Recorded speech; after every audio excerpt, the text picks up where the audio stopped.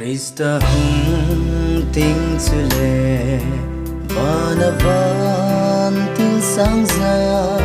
Sum con gin ngay tốt pa Lấy xếp con ninh li a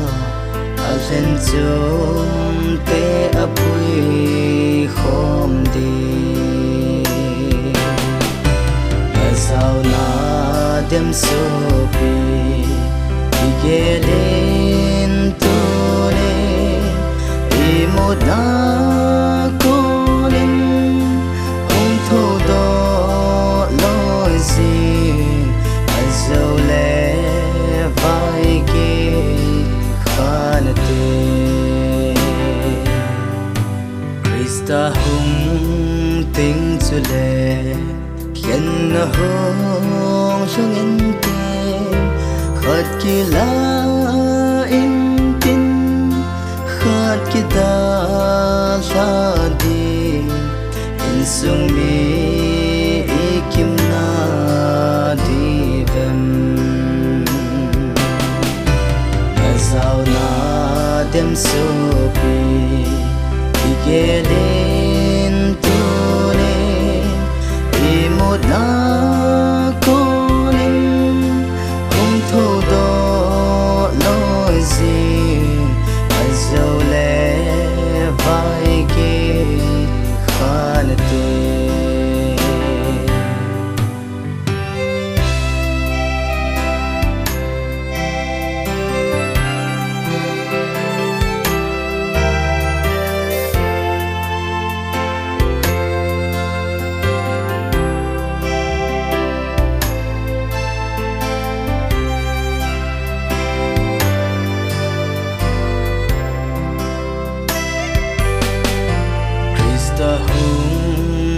ting le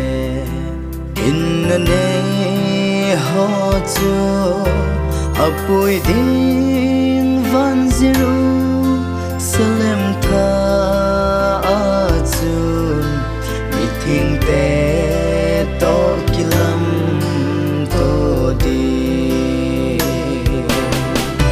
na sao na dem so pi gelin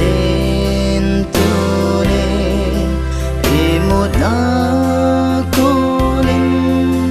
hong tho do loi sin azole vai ke khanate Krista hung ting chule da la te ho ton sot me di la có min dòng leo đi sang tan tê mà sao na dem so pi gelin tu ne imod na kolin hong tho do loi sin azole vai ke khanate azole